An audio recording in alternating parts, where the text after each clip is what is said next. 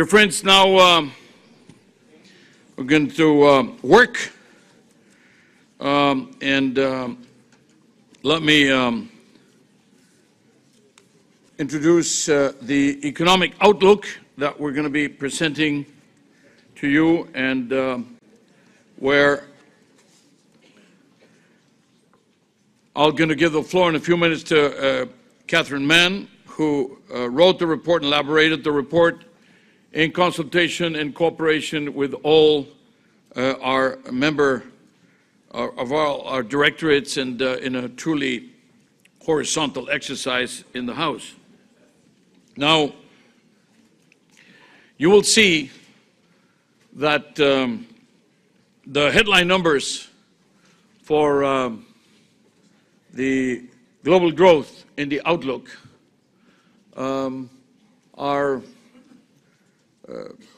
I don't know, basis for what I would call cautious optimism. They provide elements of the fact that a cyclical upswing is underway. Global growth for from 3% last year is probably going to be around 3.5% this year, and a little better next year, perhaps 3.6%. Now, we've had some false dawns before in the last few years, but we see that there are solid signs of improvement this time. And we say this because we always mention that the cylinders of the engine of growth, particularly trade and investment, were very sluggish, and they're still way below where they should be for their cruising speed, but they are pretty solidly picking up speed, so it's hopeful. But a few caveats. First, the upswing we envisage is, of course, not that impressive. We're talking about 3.6% for 2018, and that is, below the 4% that we had in the pre-crisis level. So the message is here: after 10 years, we still have not achieved the cruising speed before the pre-crisis level. And also because Mr. Meirelles of Brazil, welcome. This is because this year, Brazil is going to be in the black, which is a good place to be because it means positive growth for Brazil. Russia, probably going to be in the black too. So we have two very large economies in the world which are going to be in positive numbers, and they are helping to improve the averages. Now, there are other very important performances that are worth underlining. In the case of India, of course, you're talking about 7.3, 7.5, and upwards of the 7%. So I would ask Minister Jaitley to please stop levitating, He's kind of, so please, Mr. Yermo, would you please keep the minister loaded a little bit here, so that he doesn't levitate because of those growth patterns that we see. Very, very important, very exciting. In the case of China, what we see is a very drastic change in the growth model, going towards more consumption and more services-based rather than only export-based and only investment-led. And of course, the question is, what kind of impact will that have in the growth going forward? We have often come to you to report the measurements of what has so far been very flat or sometimes negative productivity in the OECD, the challenge of finding the way to improve the productivity. And this is, of course, something that we will continue to do, productivity being the way in which we can keep the growth, increase the growth, but also in which we can improve the wages of the workers, and in which we can further increase the positive impact of globalization. Now, the question is, are we satisfied with the fact that we're going to be, ticking up, 0.1% more for next year? Or is it that we really need a quantum leap, that we really need to put together a number of elements that are more complex than the policy commitments that we made so far? Well, it doesn't look like that's going to be enough to get us out of this sluggish recovery. There's also the question of dealing with this backlash against globalization that both myself and the Prime Minister mentioned a moment ago. And then, of course, there is the question of what are we going to do about the great challenges that we have with world trade, with the challenge of climate, which can only be addressed collectively, which can only be addressed by international cooperation. So again, I refer to the key issues paper, the Business and Finance Outlook, the Next Production Revolution, the Investment in Climate that I presented a moment ago, as areas in which we have to dive, really, literally, to take a hard look, because so far the question is, it looks like we will take a long time to get to where we were 10 years ago. And therefore, that is not good enough in terms of the ambition, the vision, and the mission that we're going to put together here, that we can drive going forward. So these are some of the reflections that come to mind when looking at these numbers. And I will now ask Catherine Mann to please come forward and tell you the details. And I would also mention that there's a special chapter in our economic outlook which mentions trade, how we can make trade work for all. And I say this because she's going to make a special reference to this, and I'm sure you will find it very interesting. So please, Kathy, you have the floor.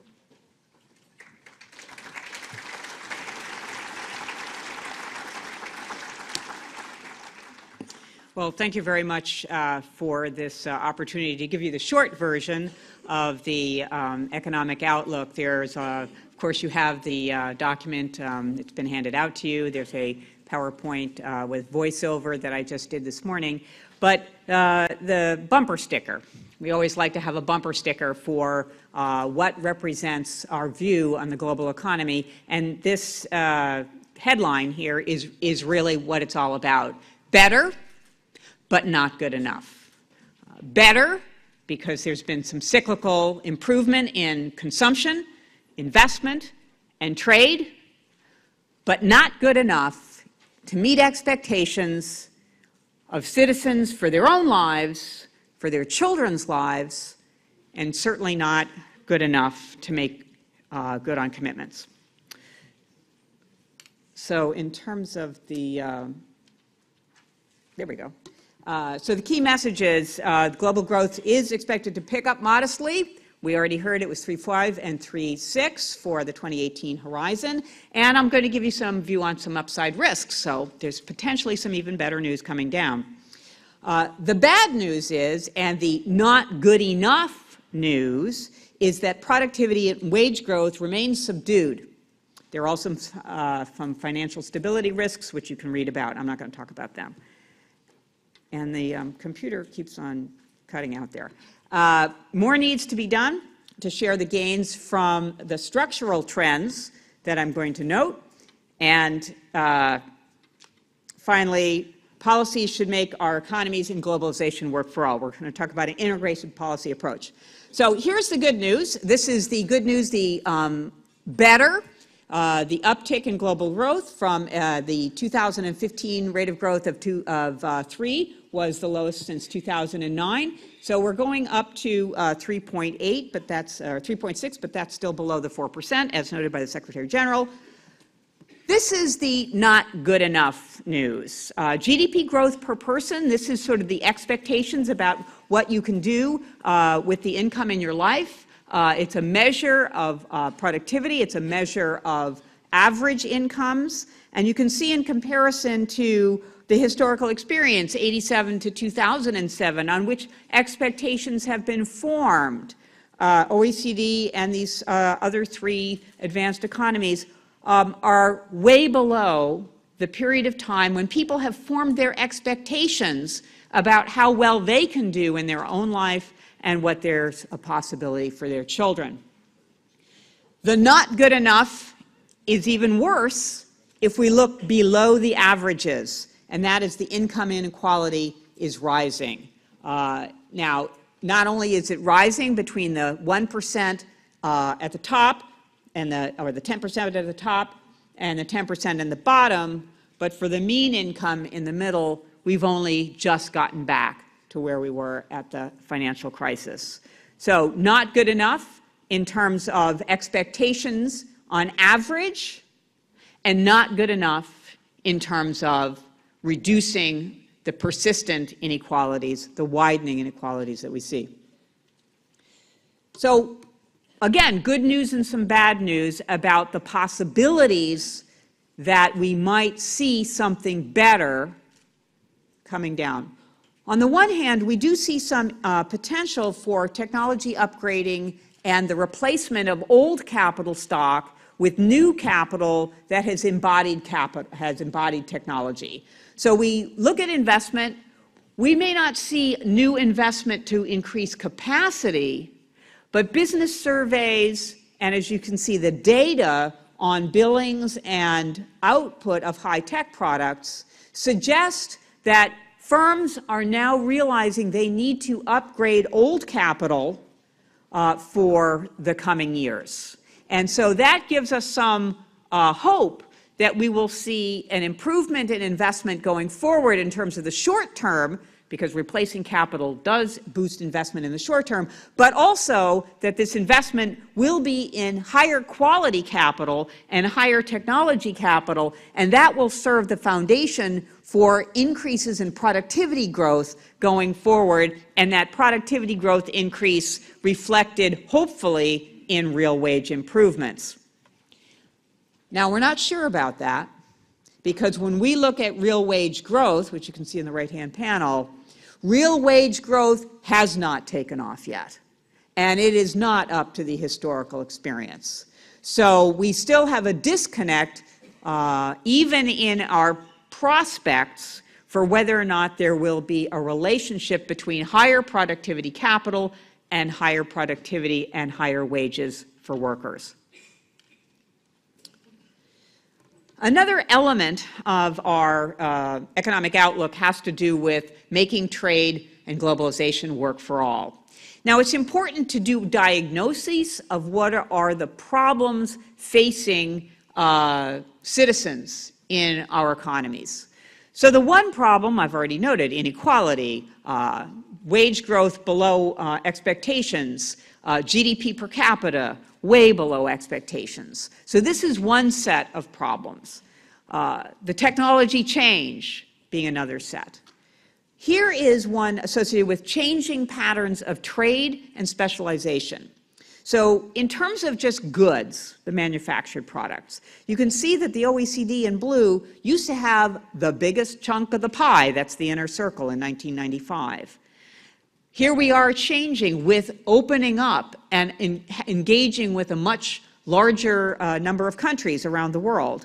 And they have increased their trade and increased their share in global trade. And so the OECD's share of global trade in manufactured products. In 2015 is much smaller share, but the pie actually have gotten 3 times larger. So the donut on the outside is 3 times larger than the inside of the donut, so smaller share, but bigger overall number of jobs potentially.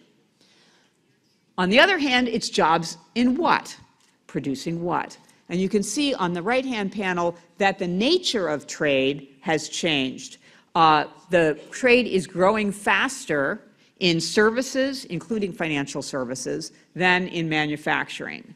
The advanced economies produce more, consume more, and trade more in the faster-growing parts of the market in the global economy, which is in services and financial services.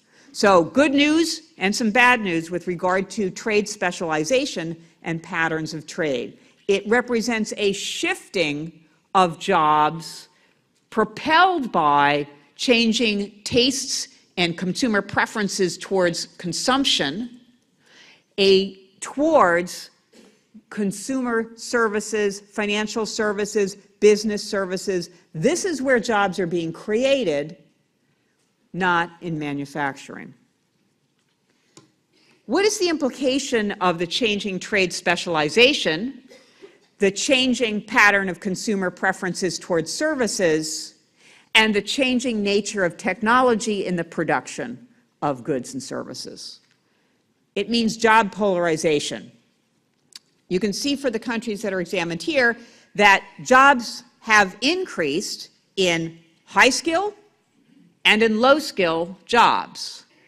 But jobs in middle skills, the red bar, have declined. What is our challenge? Our challenge is to ensure that the jobs that are lost and the people who lose their jobs in the middle skill category, because of this shifting away from manufacturers towards the production and consumption of services, that those in the jobs in the middle skill have the wherewithal to move up to the jobs being created in high skilled rather than falling back to the jobs that are being created in low skilled. The locus of this three-dimensional hit on manufacturing, the dimensionality of technology reducing the number of people who need to work to produce manufactured goods, the dimensionality of changing consumer preferences in the advanced economies away from manufactured goods towards services, and the dimensionality of trade specialization moving away from export markets in goods to export markets in services. That three-dimensionality hit on manufacturing firms and manufacturing workers in advanced economies hits hardest in certain regions. We have found that regional concentration in manufacturing is much higher than in services. So when the manufacturing plant is lost in a region, there are not other jobs available for those workers. So when we consider this problem of set of inequalities, we find that not only are there inequalities in household income, not only are there the inequalities in wages as we have job polarization, but we have these inequalities being manifest in regions. And you can see it on this diagram that the countries that have larger falls in manufacturing jobs have a widening dispersion of regional inequalities. So the policy dimensionality has to have these elements as well. There has to be the international policies in order to ensure that the global trade environment is undertaken in a fair and better working fashion. The nature of improvements to the international environment were well addressed in the Business and Finance Outlook from last week. I commend you to look at that online. The changes in technology and trade and consumer preferences that are happening at the national level demand domestic policies to encourage new firms innovation, and job creation in order to expand the jobs in the high-skill category, ensure that firms are developing. But this new dimensionality that has been discovered or investigated on the regional impact, the concentrated impact on a certain set of workers, demands that we evaluate targeted policies to help people seize new opportunities in regions that are particularly hard hit. There are case studies from you in our research and in our outlooks that we are compiling together to develop a sense of what are the best strategies to promote effective, targeted regional policies so as to reduce inequality at its core.